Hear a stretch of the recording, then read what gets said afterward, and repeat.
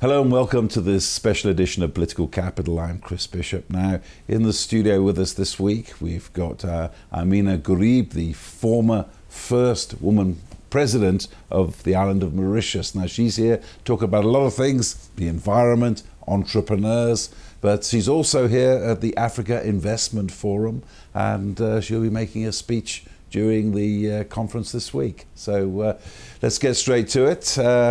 Ameenah Gurib, thank you very much for joining us on Political Capital. And just to start off with, it's an historic day for the people of Mauritius. It's 184 years since the first indentured workers came from India to work in Mauritius. Can everybody trace their families back that far to India? First of all, thank you for having me on CNBC. It's always a pleasure to be here in Joburg. As you said, the island of Mauritius is made up of immigrants. There have been a wave of migration to the island. And when they arrived, in fact, I will be the fourth generation people of Indian origin, the documentation of all the arrivals have been very well kept in Mauritius. So people now can trace back the roots to India. So I can trace back, for example, my ancestors who came from Uttar Pradesh. And it is one of the most populous states in India. And people just came with the hope of working in the field, and some of them went back. But my ancestors, of course, they stayed, and here I am. And this is the sugarcane fields then of Mauritius, most of them worked in. How hard was it for your ancestors? Well, you know, the reason why indentured laborers were brought in, because it coincided with the end of slavery. And people still needed to work the land. And of course, a very back-breaking job. The conditions were not right. But, you know, they persevered. And thank goodness they did. Otherwise, I wouldn't be here speaking to you. And how much pride is there amongst Mauritians, modern-day Mauritians, that they can trace their ancestors back to those hot, tough days in the fields? They're very proud, because it's a sense of accomplishment, it's a sense of achievement to have gone, you know, all this far. And also the same laborers who came with the transformative power of education, many of them have become very, very, of course, prime ministers, they've become professionals, and many have migrated as well, so they've gone elsewhere. So it's a sense of pride that we can trace back our roots, we know where our culture is from, we know our history, so it's very important to be able to trace back this lineage back to India. And you're here in Johannesburg this week to make a speech at the African Investment Forum, and you're launching something new here as well. I'm here to speak on this very, very crucial notion of entrepreneurship and small and medium enterprise, which will be, I think, the driving force in Africa.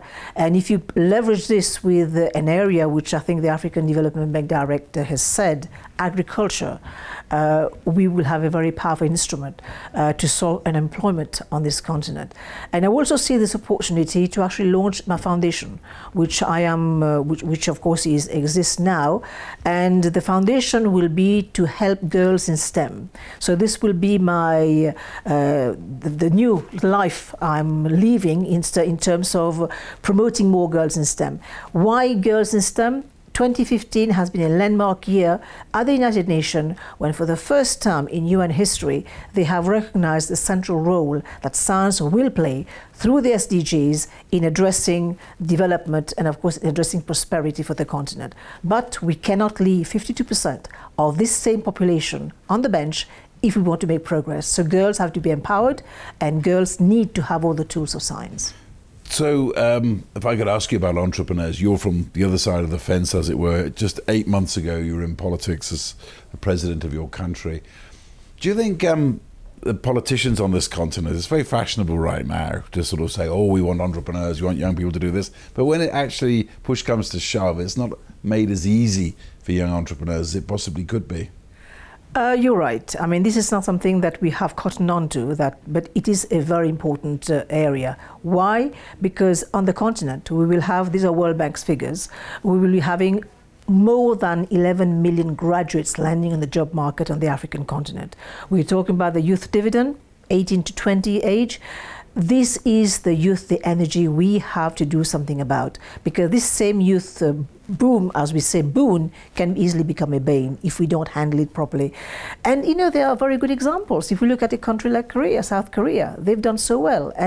But the thing is that there has to be this very strong partnership, private, public, and philanthropies.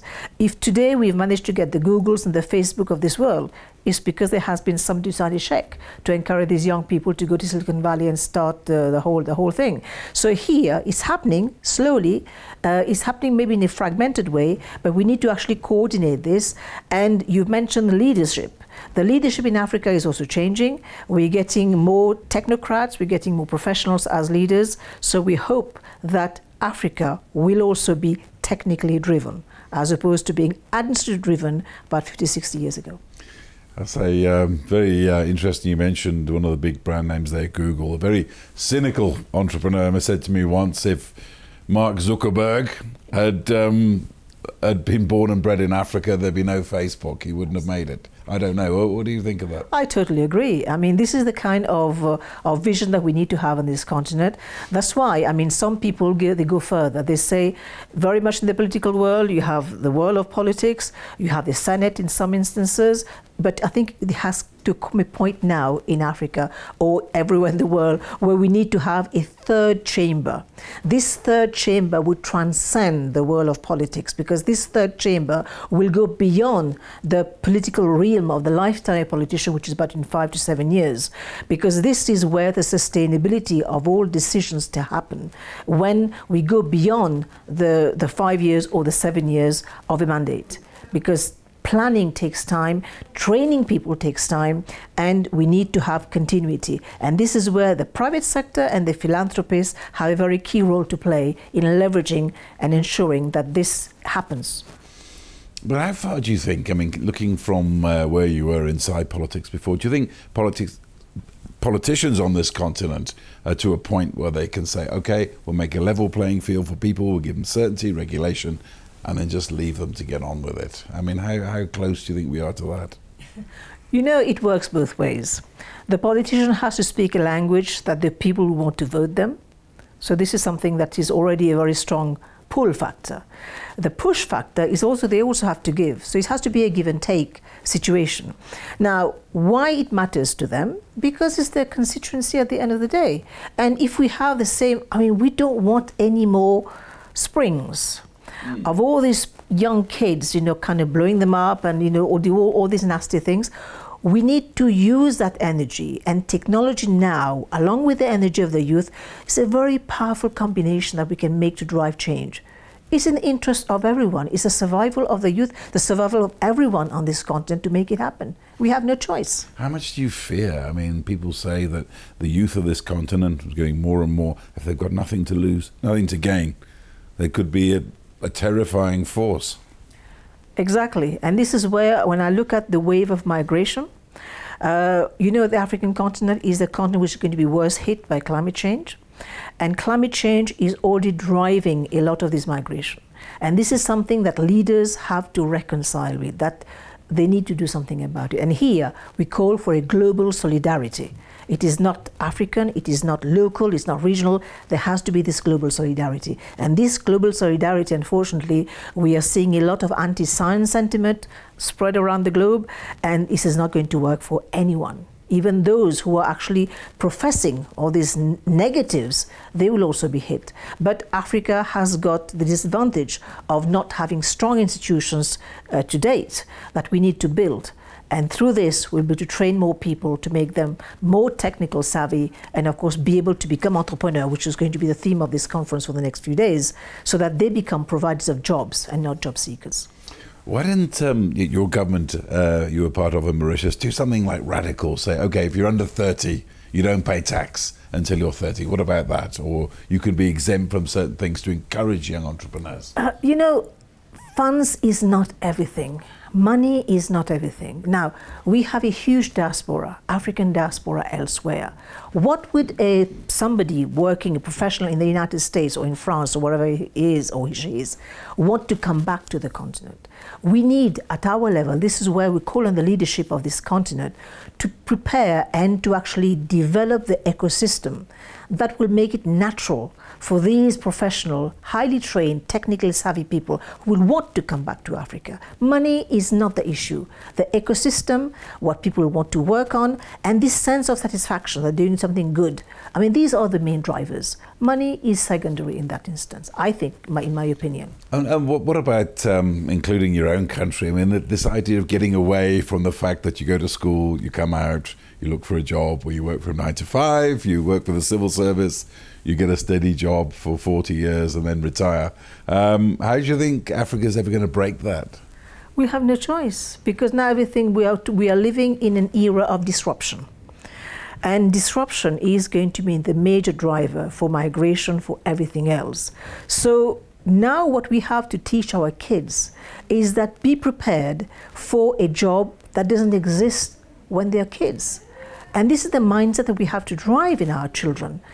And this is where we need a transformative kind of education, the set of tools we're going to give them, which will not be what they have learned so far, what we have learned. So we need to prepare them for this kind of lateral thinking. And this is where we make a call for a bigger investment in education. Where do you think the great disruptors are going to come from in the 21st century in Africa? There's so many. There's so many. If you look at, let's look at some key instances like Uber, for example. Look at Airbnb. Let's look at all these models. I mean, we have to rethink at our level, are we prepared for that? These are the thoughts that we need to start, you know. We look at artificial intelligence, the impact that this will have. We look at the way jobs will be disrupted through the input of technology. And I think this is something that we will need to partner. This is where the partnership is. I'm thinking, for example, if you look at some of the big countries, China, for example, is one of the big trading partners in Africa at the moment. So how do we leverage this partnership? So these are things that we have to really rethink. But unfortunately, again, we don't have these very powerful think tanks on the continent, which we need to bring all the brains together and really have a look at the strategy for driving this continent further. Well, just one last question before we end the half is that, and I hate to keep referring to your political background, but this is political capital. A lot of people out there, entrepreneurs I speak to, they say the problem is our politicians, from Mauritius to the Congo, they're out of touch, they're too old, they don't understand us, they don't know exactly what to do to bring us up, they don't know. What do you say? Well, I think it's easy to just say the politicians are too old and all this, but I think there's many more kind of clusters around which we can be. I think, as I said, we need to increase the partnership, public-private philanthropies. And then you'll be speaking to the politician, you'll be convincing them, you'll be at the same table discussing. So it has to be a give and take. I think we have to engage in very serious dialogue. But more importantly, this is something that leaders have to understand. If we want to develop this continent, we're going to have to put our hands in our own pocket. Nobody will do that for us. And this is the bottom line for everyone. And what about expertise in African government? I mean, I know this is heresy in some countries I've worked in this continent, but getting people who are just technocrats in as ministers rather than political figures as ministers, what do you think of that? You can have both. You can have politicians, but I think the politician must recognize that their country needs to be technically driven. And this is where you actually surround yourself with some, key technocrats to drive this. This is where, for example, if you look at big economies like the United States, they've done this, China has done this, most of the big countries who have been successful have done it. They have done it because they have invested in the human capital, and also they have listened, they have actually joined the dots between all the sectors so that they all think there's convergence in their thinking. Hold that thought there. I'm speaking to Ameenah Gurib, the former president of Mauritius, about entrepreneurs and politics. Stay tuned. The second half, we'll be talking about the environment and the vast ocean that surrounds Africa. A lot of the challenges there. Do stay tuned. You're with Political Capital.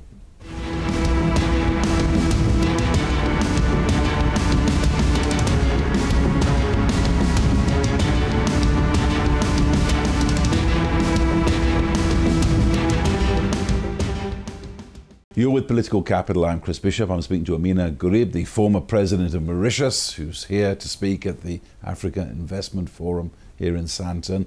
Now, we spoke in the first half a lot about entrepreneurs and politics. This half, I want to delve into some of your other passions, which I know have also got a political side, the environment, and more importantly, the state of the ocean. Now, you should just nail your colours to the mast here. You've been fascinated with the ocean since a very early age. Just tell me. When you are growing up in Mauritius, I mean, it's heavenly. I mean, I went to school on the beach, literally. So you could watch and see the colors, and it's fascinating. But over and above this, there is a very fundamental aspect that people still have not understood. The oceans have a very, very big impact on the climate, on the environment we actually live in. And people tend to think of the ocean as being a big dumping ground. Well, it's not. It regulates weather, it regulates the atmosphere, it regulates everything. But more importantly, for islands like Mauritius, we depend on the food. We depend on sea and the fish.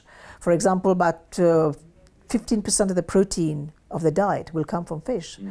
But something else that people just tend to forget, that climate change with carbon dioxide, there will be acidification of the ocean, warming up of the waters. And when we talk about warming up of the waters, we talk about more terrible cyclone. We've seen a few last year against the US. But cyclone, bleaching of coral, and of course the gradual slow death of the marine species, for flora and fauna. And this is something that the world still hasn't got to grips with. We've seen the impact of climate change on the Great Barrier Reef, for example, but we still haven't understood that it is human activities. In fact, Crutzen rightly said we are living in the age of the Anthropocene. So these are things that we really have to keep informing our kids. You still live very close to the sea in Mauritius.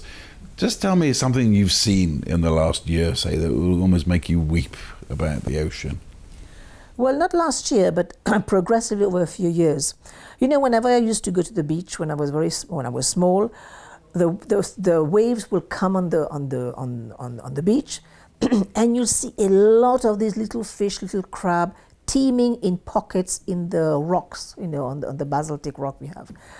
We don't see that anymore. And what we see, unfortunately, because of people not being conscious of what they do, plastic bottles coming up, being washed on shore. Now, something the scientists have been reporting, I think it was 2 weeks ago, they have discovered pieces of plastic in human feces. So if we draw a parallel to the 1960s, when Rachel Carson was writing about the silent spring of the spread of DDT in the fats deposit of the penguins, we are witnessing the same thing now, 50 years later. And this is alarming, because these plastic, they're not bioplastic, they will stay in the environment for hundreds of years. They're not biodegradable. So instead of going to clean the ocean, I think we need to start a campaign to actually tell people, A, reduce plastics consumption, and secondly, you know, teach them that whenever they have their waste, they should not be throwing it out just like this. So there's a whole education process that has to be done, but more importantly, this is again where government comes in. This is where the regulators come in. They need to ensure that A, the plastic become more biodegradable, and also there's a levy to charge for those who want to still use plastic and reduce our waste. The whole point is, I mean, perhaps you can tell me as a technique, how do you get the plastic out of the water? And it can last for what, 1,000 years, I'm told, some of these. Yeah, they stay. But this is the reality. I mean, there has been a few, again, we talk about entrepreneurs. This young kid in Netherlands, he has developed this technology of kind of cleaning the ocean, kind of bringing all the plastics together. But again, we have to take the argument further back. Why is the plastic there in the first place? So this is what we have to reduce our use. But as you know, change, people are very, very difficult to change their habits. But some countries have done it. A small island of Rodrigue, next to Mauritius, of course, is the Republic of Mauritius. They've started taking measures of banning plastic. And I think in Africa, we have Rwanda, for example, they are banning plastic. So if there is a will, there is a way. And when people don't want to understand, this is where government has to come in. I mean, would it make any sense for every government across Africa to ban plastics, presumably in favour of glass bottles and... We'll have no choice. We'll have to do it. We'll have to take very good measures. Otherwise, as I said, the same example of Rachel Carson, we'll be having plastics in our diet. It's already infiltrating the flesh of fish. And of course, we eat fish, and then we'll see what the damage will be. But the damage we still can't assess because we're still in the preliminary stage of being kind of contaminated with this plastic. So who knows what the long term will be in terms of this contamination that plastics will come on board. And surely, again, this is something that could give, I mean, like most people in this town, I recycle my plastic bottles every week, and there's somebody takes them away and makes money out of them by recycling them. Surely this is another opening for entrepreneurs to step in. It's a big... there has been a plethora of activities. Some people have taken it to the next level. You can see, for example, now handbags made of plastic on the New York catwalk. And then on the other hand, you'll see structures which are being built with plastic. So there is a whole series of things that can be done. But more importantly, before going to that level of recycling the plastic, I'm all for starting prevention. So use less of it and avoid throwing it out just like this very irresponsibly. So there has to be, again, a whole conscient, the planning, the talking, and of course, sensitization campaign has to be done. But again, beyond sensitization, government has to come in with the appropriate structures to ensure that this is done. And what I'm just asking you another question with your former political hat on. I mean, how fit are the coffers of the governments of Africa, you think, to deal with this problem? Or do you think it has to come from private money? This is again something that has been discussed all along. How much dialogue does the private sector has with government? I mean, if we had this proper dialogue, it can happen.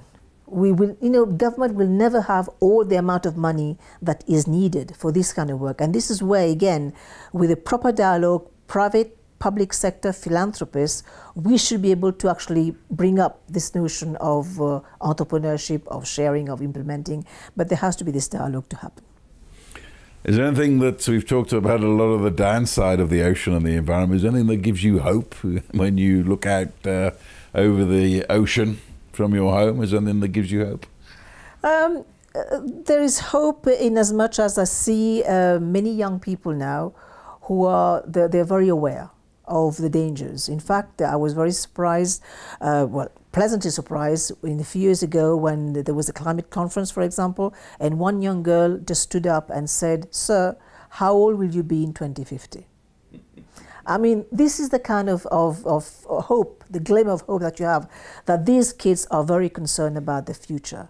And if they start to actually, tell us, older people, what we need to do, and I think this will be a very hopeful scenario to be in. And the youth of Mauritius, what's your feeling about them when it comes to the environment and this kind of thing? The youth in Mauritius, very much like the youth in Africa, in South Africa, I see they tend to think differently. They go beyond the cleavage of, the way people used to think in a very silo manner. Because they're tech savvy, they're very attuned to what's going on in the world.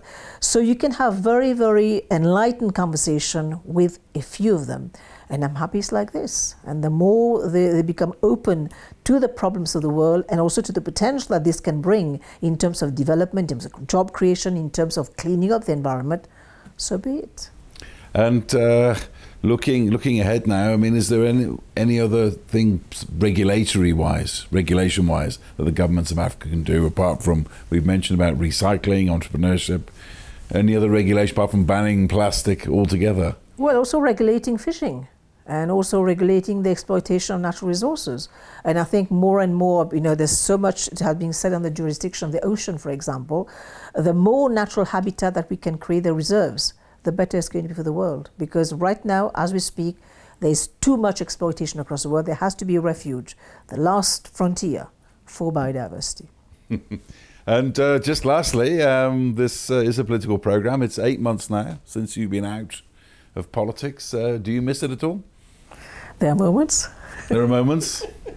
Is this it now? Are you no longer... Well, you know, I'm living my fourth life right now, and I'm very happy. I'm doing things that I have been able to do recently, in the recent past. And as I said, I do a lot with young people, and that keeps me young. So there's so much to be done. There's a lot to be done. And I'm getting more and more involved with the African continent as well. So I think together, bring our heads together and try to do things together.